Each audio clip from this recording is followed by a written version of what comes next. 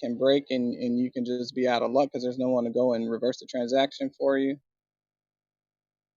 And there's the other um, type of protection that you need in case you actually make an error yourself, a bona fide error, and there's no other way to uh, rescue those funds because maybe they went to an address that is no longer monitored by any living being that is checking for those funds. So what do you do in those cases? And we were talking about how important it is to have the guardrails and the roads and the uh, uh, types of certification processes and things like that that make traveling these blockchain roads a lot more safe and a lot more friendly for mass usership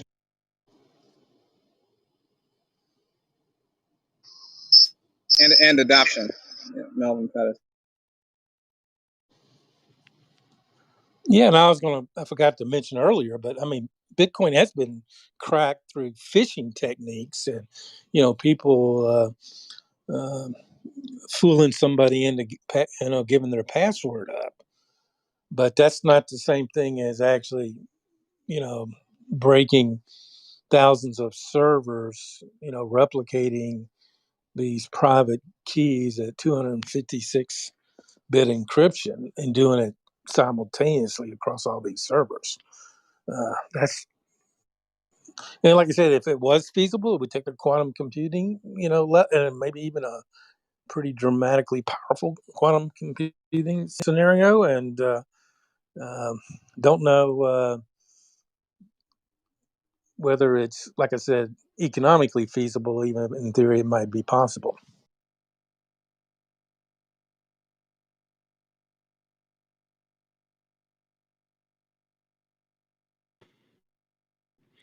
Nick, we haven't gotten a chance to hear from you. Al Morale, uh, you're welcome to change the conversation. No, sorry. I've been listening in and out a couple times, but I mean, I hear you guys talking about blockchain just here recently and Bitcoin and hacking and quantum computing, and I think that while I'm certainly not an expert on the validity of um, the risk really related to quantum computing and Bitcoin, the people that I have heard that are qualified to speak about it, that have talked about it, and even if we get to a quantum computing world, the updates that can be made to Bitcoin or the underlying blockchain that it runs on, or just blockchain in general, I don't really see it as a systemic risk, or like it's kind of along the lines of the same argument as, well, Bitcoin, your blockchain's used by criminals to launder money, and it's sure that's done to some degree, but it's kind of a bit of a red herring, and I don't think it's that. I don't think it's an existential risk to the technology. I guess that was all I. This is the last part that I caught there, and that was, I guess, the only comments that I had about. Hello, everyone. Yeah, I'm also listening more today. Just amazed to hear you guys talk about crypto and Bitcoin. And so now I don't have any comments on that, but I was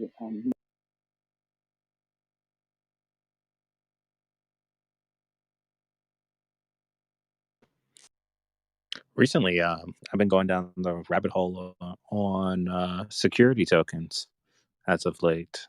Um, uh, I found one thing that was interesting is a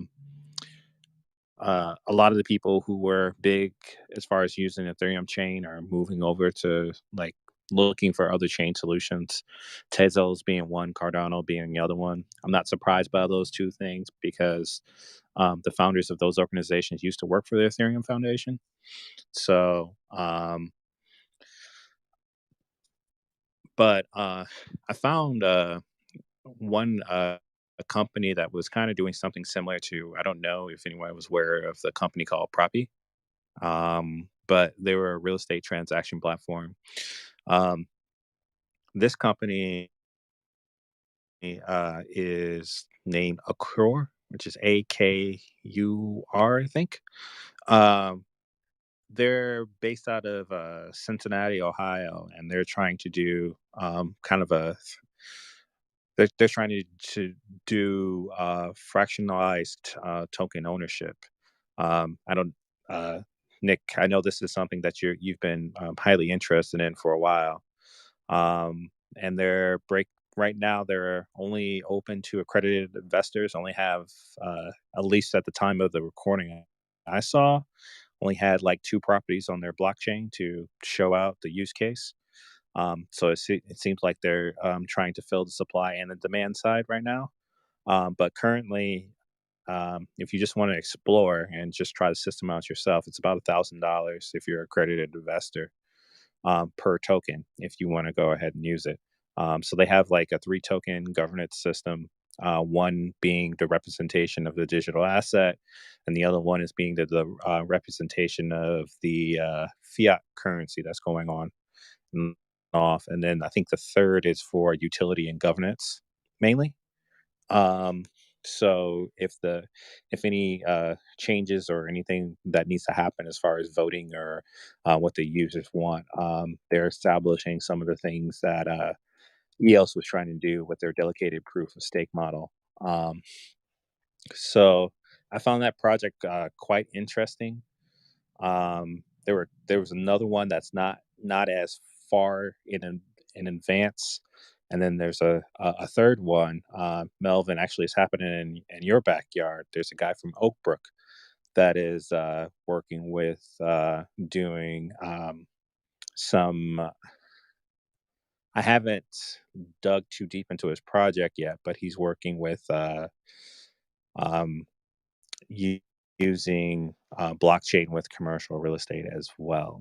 Uh, but the meetup is I think Chicago Real Estate Collective. If you go on meetup.com, Melvin, um, he's not having physical things yet, but I'm assuming that's coming down the line. Yeah, thanks for pointing me that way. Did you say the one project was Propy? Propy? That probably was an original project that was Deloitte kind of helped with a lot of the marketing around that one.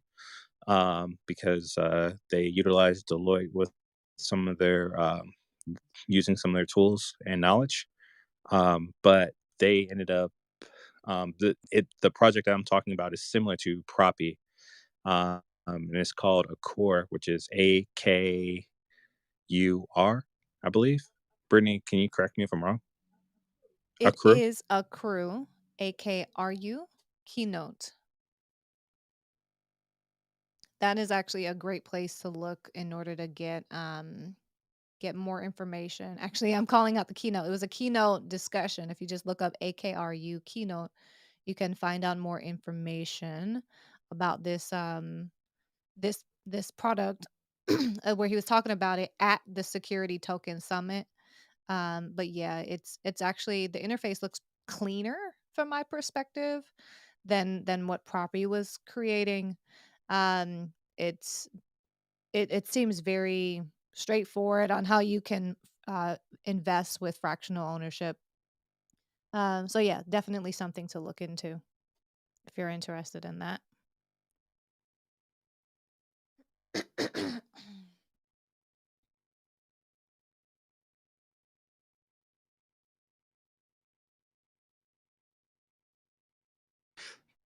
Thank you for that, Brittany. That was my blockchain news from the week. Outside of missing the Hyperledger conference day one, I'll probably be there for day two. It's like if you want to like interact with people, it's like a $50 entry, which is pretty low as far as cost. Don, I already know that you're physically going to a conference. Um, but most of the time, that Hyperledger conferences are usually online, anyways. But that would be something if anybody's interested in following what IBM is doing or anything like that. Melvin, you mentioned to me that you were very interested, and Nick also mentioned this to me as well, about hash graph. So, do you want to kind of, would you guys be interested in kind of switching the conversation to that? Yeah, sure. I Yeah. think all this still falls in the same category of having something regulated, even at the hyperledger level, right? It's like that was one of the favorite things about that blockchain is that it was well regulated by you know the way that they built it, and then the help that you could get if you got into trouble, or the rules that you could set yourself, to govern who had access and who didn't, and so on and so forth. It was built with governance in mind, so always one of my favorite projects for that reason.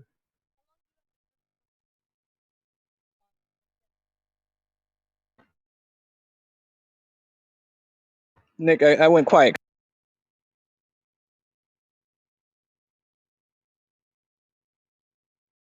All right, maybe Nick isn't in a place to talk. No, Okay, I there didn't we have go. any deep any real deep insight into the protocol, what they're doing. I have for a couple of months now thought that just kind of from a more macro um, standpoint in the space in general, that um, oracles or oracle like function within the crypto space will continue to be a necessary or the place that you would want to invest money or participate in or keep your eye on, because as the amount of protocols and blockchain companies and software and everything keeps building upon itself there, much like Google kind of was that answer for the internet, having a way to interpret all of these things that are being built in that space is going to be necessary for um, mass adoption. And while getting into the nitty gritty on each individual one of the protocols for somebody who's really into the space, like not even me, because I don't have enough bandwidth or time to get into all of them. But for the people that are really into it, it's really hard. But for the masses, it's going to be even more difficult, and they're going to have even less time to dedicate to it. So just from an understanding of kind of two different levels there, one which is from a mass adoption standpoint for the general consumer to get like a general, almost like a cliff notes version of capabilities that are out there that they might be interested in using for whatever they're into. And then the second layer then is either for the consumer or other businesses to starting to be able to interpret, collect, and sort through all of the data that is running around inside this world, whether it's specific to tokenomics, of different protocols, or the data that's running on top of the protocols. I think oracles is such a necessary and vital function to that, and they will kind of be almost like gatekeepers of a large, very significant part of that world. And so Hedera, I think, has got a um, like one of the most easiest to understand from a non-crypto native person. I think it's easiest for them to understand it just because they have such a large footprint in the traditional commercial or the leading industries as a part of their governance system, and that sit on their council within all the different businesses, and they kind of all speak the same language. And so I think that project is interesting just from that standpoint, that they provide a unique or a simple to understand bridge between those two worlds, if that makes sense. Awesome, Nick. And what company? Which product were you talking about there? Hedera Hashgraph. Oh yeah, yeah. I have to agree there. Yeah, Hashcraft to me looks a lot like a hybrid between the Ethereum consortium and what Ripple and IOTA were trying to do with creating really fast settling uh, transaction speeds through a consensus based versus proof of work based. But with the buy-in and the ability to have a conversation about how you want it to be governed, and creating that buy-in, I think in a publicly transparent way is one of the things that makes that project exciting. Yeah, I think they have a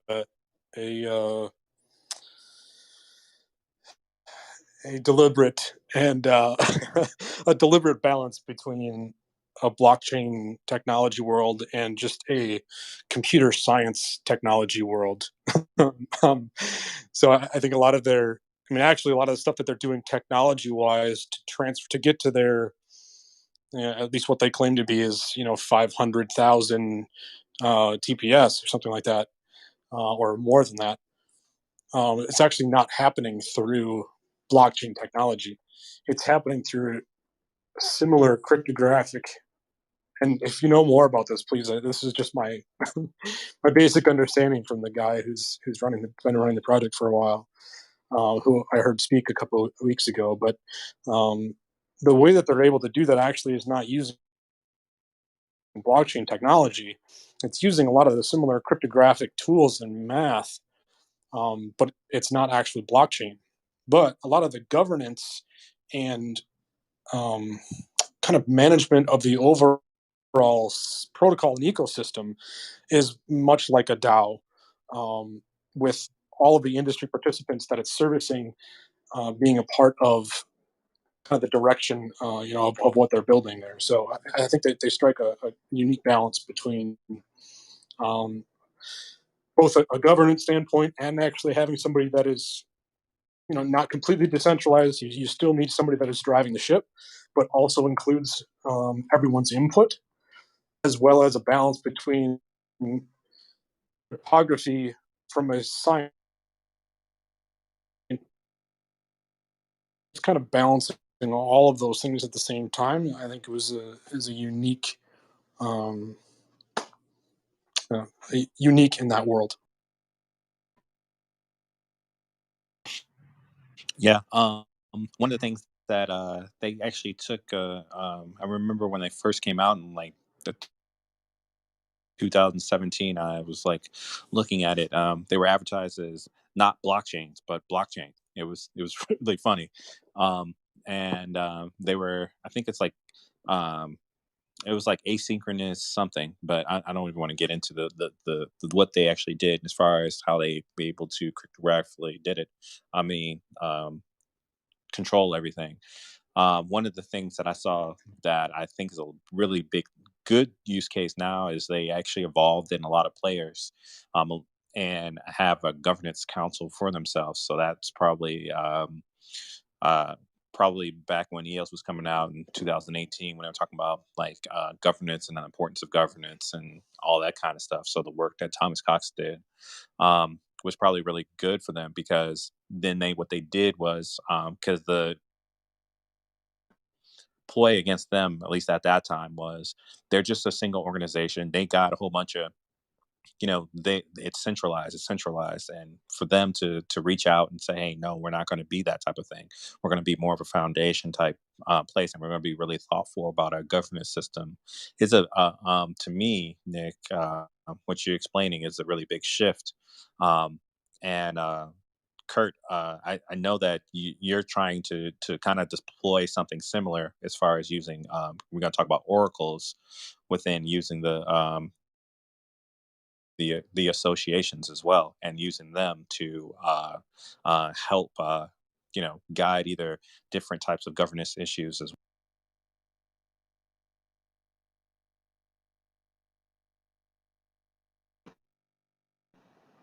Yes, you're right on there. Exactly.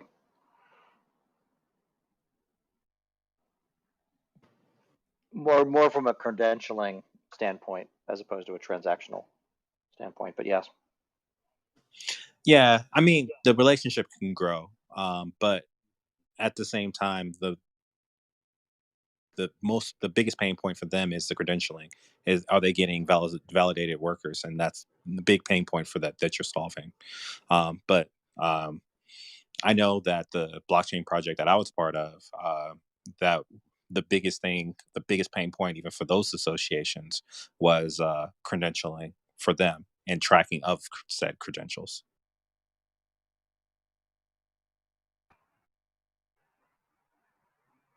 That's a great segue back to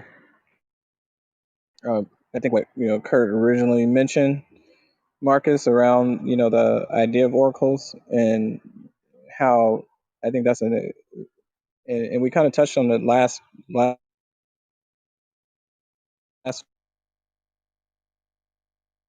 types of middlemen that will thrive right in this new economy. The ability to think about it, just even credential the fact that you're part of a smaller group, even if it's not a very large group of people, or an institution that's used for more strategic or serious security reasons. Think about the social um, clout, right? That exists from being at a certain place and at a certain time and being associated with certain people, right? Just the fact that we're having this conversation could be a credential, right? With all of us in the room and as witnesses that, you know, we said these words that were recorded. It's just, there's so much that can be done creatively, with that concept of, oracles that provide a service to the the broader fabric.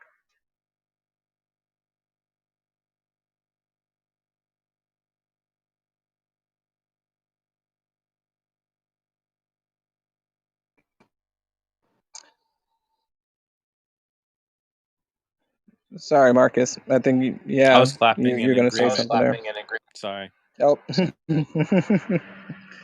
yeah. So Kurt, I think where we left off last week. You mentioned, and the reason I keep referring back to last week, guys, is because we got into a discussion around what the value is that these middlemen, if you will provide, and how they provide a type of insurance to the transactions interactions that take place on these new blockchain platforms. And Kurt had a really compelling example of how he's looking at taking it as an integrated model, really, between. I'm sorry, I'm losing the screen here. Between all the different functions, right, of his industry, right? So like you have welders, and I think we talked about some of the different organizations that go into that ecosystem, right? I think we named like the AWC. Then we named another group that was like a standards industry. Kurt, ASME, you named about Association of four. Yeah. Mechanical Engineers. Yeah. Mm-hmm. AWS, American Welding Society. Yeah.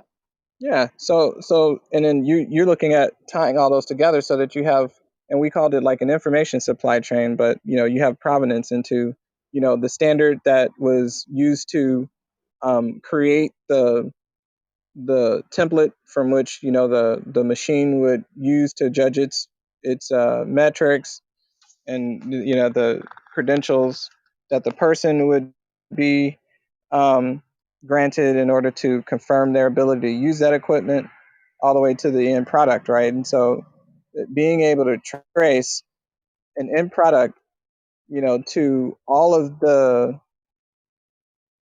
components of mastery, if you will, right, that went into producing itself, right, as a consumable product, like that's kind of huge.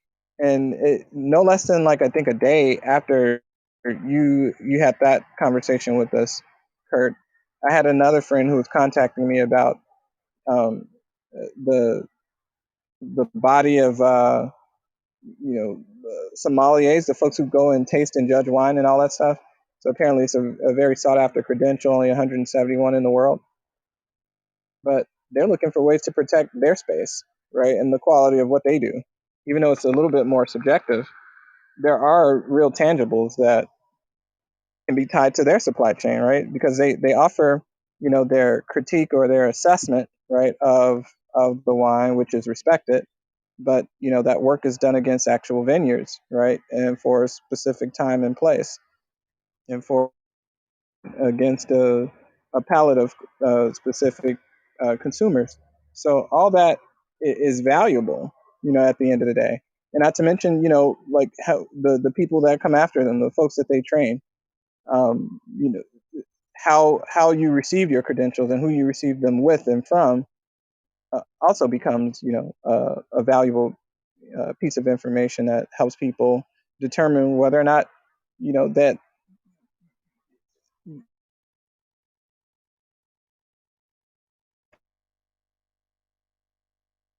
um, Asian cuisine. So those are important markers that help us make decisions as consumer and remove some of the ambiguity there. And the same for safety and um, That use case sounds a lot more fun than what I'm working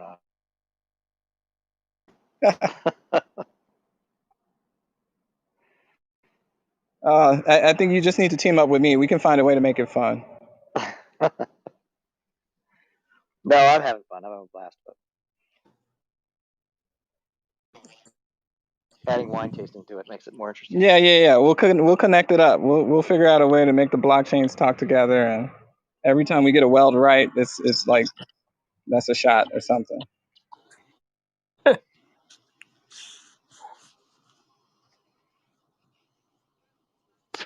So guys, I'm sorry, but I have a hard stop today. It's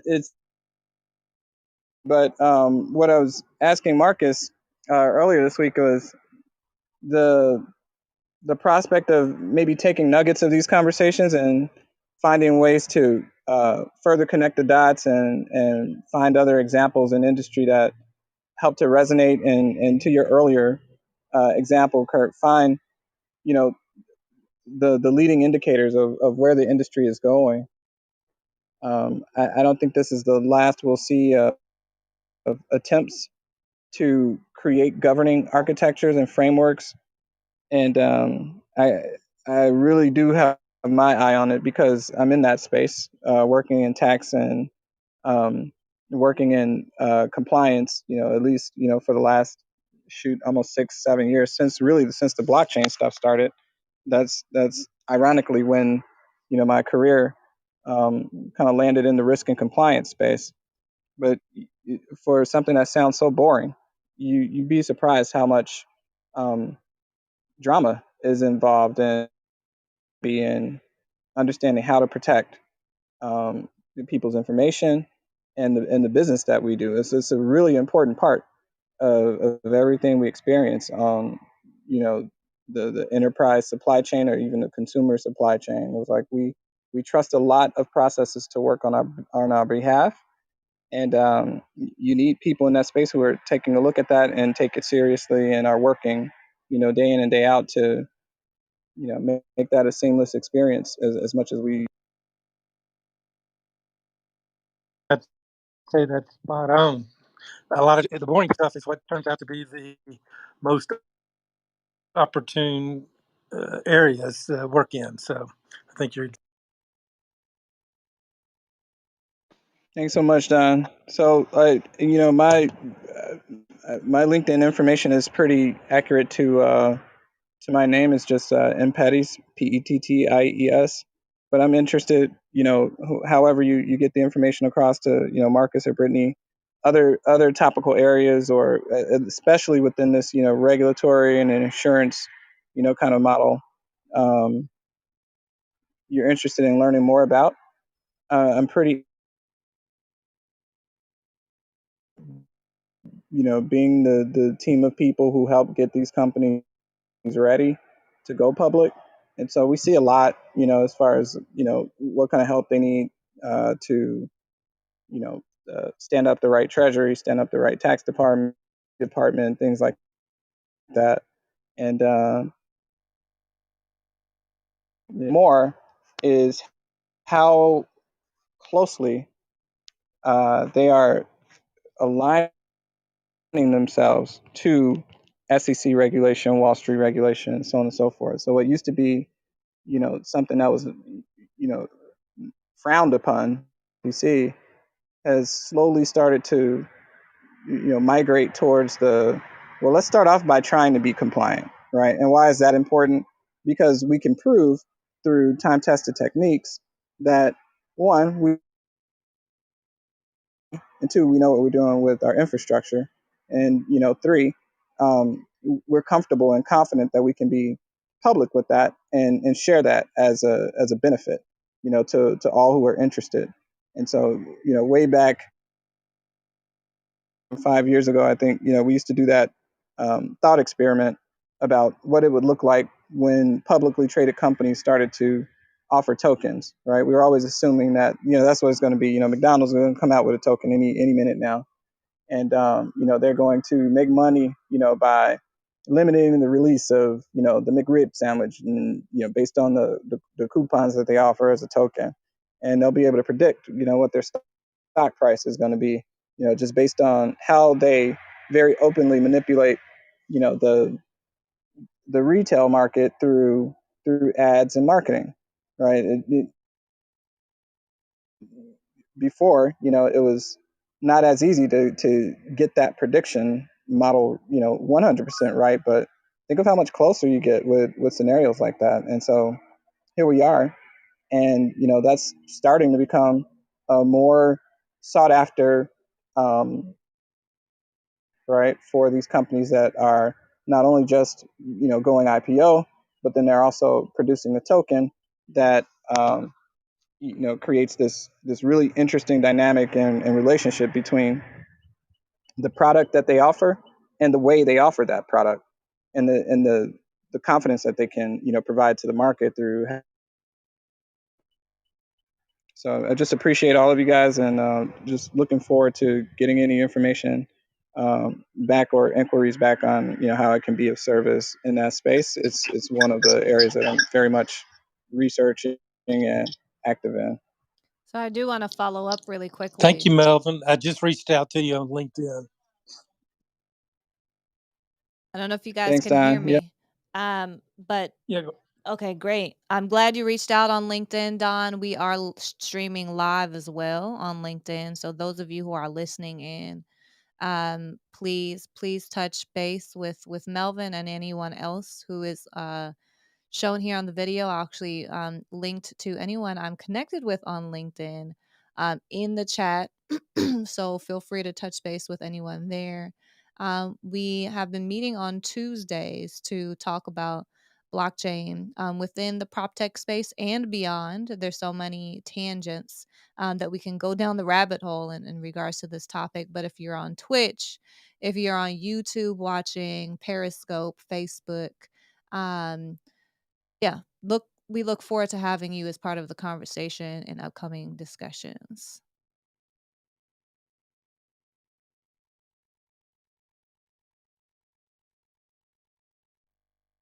Marcus, did you have anything you'd like to close with? Um, no, I would say this was a nice test through, trying to see who would actually join the room to see if it was actually recorded. I know some people shy away from it, but I've noticed a lot more people are joining rooms that actually say recording on it. This was actually a good discussion. Uh, I know I didn't really do intros too well, so that's probably an improvement for me. Um, but I'm aware of everyone here, and so I just assume everybody was aware of everyone else. But Kurt, I do realize that you are new to the platform, um, and I think I know you know Brittany because she's my wife. Um, I am. I used to be a part of a blockchain startup, um, and now I will be trying attempt two soon with Don.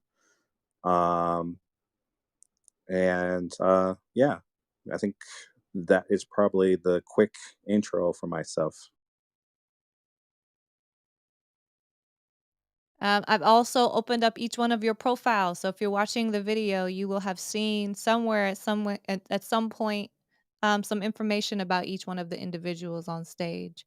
With that, I think we're going to wrap up the conversation. Thank you for everyone who's participated. Well, I think we're going to end the room now.